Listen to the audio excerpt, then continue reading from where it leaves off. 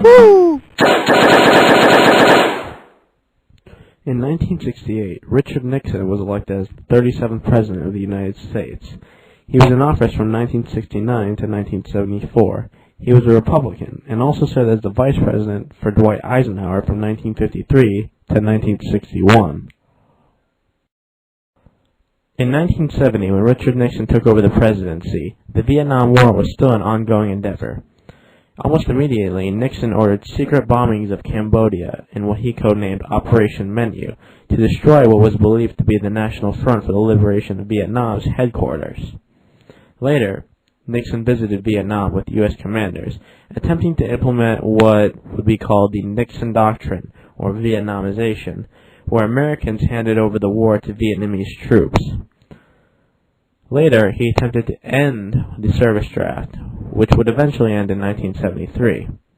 By 1975, Nixon had pulled out all of the troops out of Vietnam, and the North took over the South Vietnam, which would create one whole country.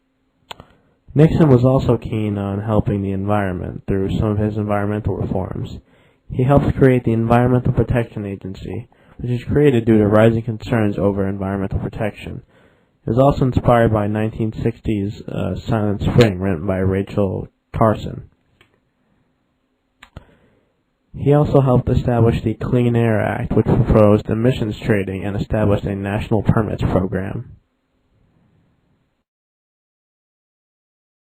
Richard Nixon's presidency came to a screeching halt due to the Watergate scandal. On June 17, 1972, 5 men were arrested attempting to break into the Democratic National Committee office. It was soon revealed that they were Republicans, the so-called enemy, due to partisanship.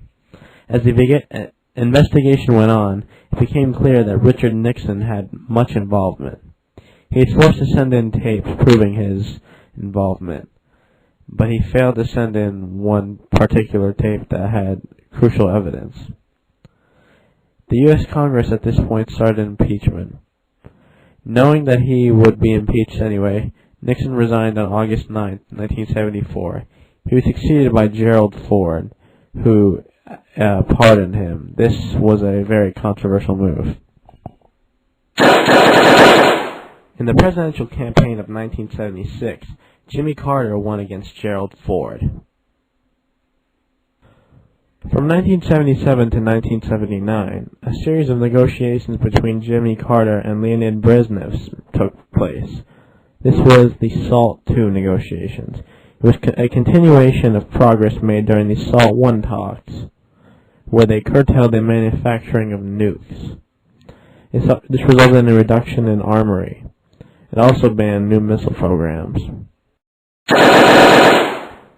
In 1981, Ronald Reagan was elected the 4th President of the United States. He won out against Jimmy Carter, President at the time. Right as Reagan was sworn in as President, the hostages who had been taken for over a year in Iran were immediately released.